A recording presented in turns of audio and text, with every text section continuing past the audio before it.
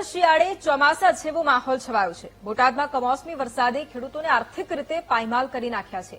ખેડૂતોની મહેનત અને આશાઓ પર પાણી ફરી વળ્યું છે। કાળિયાદ, બાબરકોટ, ભદ્રાવળી, કુંભાર, છેડા 4 મહિનાથી સખત મહેનત કરીને વાવેલો મગફળીનો પાક ઉતારવા સમયે જ નિષ્ફળ ગયો છે, જેને કારણે ખેડૂતો રાતા પાણીએ રડવા મજબૂર થયા છે।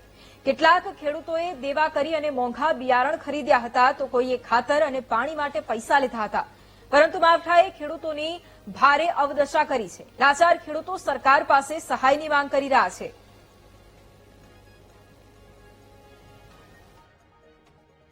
બાબતમાં વીમો અને વળતર કાંઈક આપે તો આ ખેડૂતને કાંઈક વધે, કાંઈક 2-5 જાય, આમાં ખર્ચાય વળકે ને માથે પડી ગઈ। ખોખા તો હવે હાવ કાળા મેં થઈ ગયા। સરકાર જો કંઈક સહાય આપે તો સારું।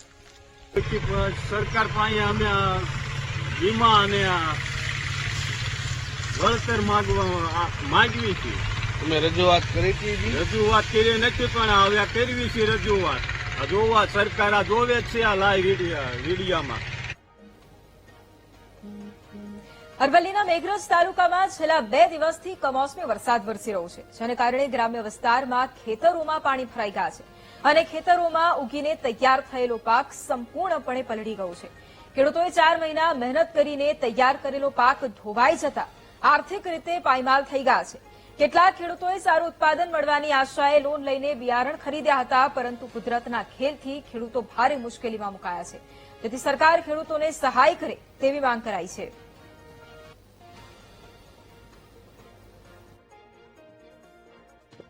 મોંઘા ભાવનું અમે સોયાબીનની વાવણી કરી હતી।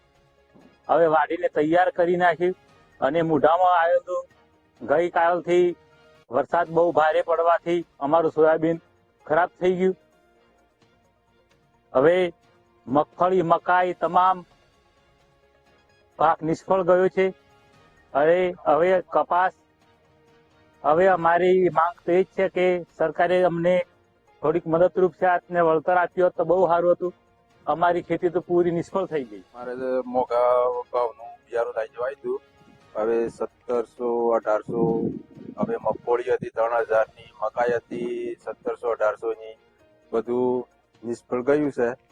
હવે બધું કાલથી વરસાદ ચાલુ થઈ ગયો એટલે બધું બીજું ઉગી ગયું ને બીજું તરી ગયું ને બીજું બગડવા માંડ્યું ને એવું થયું છે। એટલે અમારે સરકારની નિયમથી એક જ છે કે અમને કોઈ પણ રીતે સર્વે કરી અને થોડી ઘણી સહાય રૂપ થઈ તેના માટે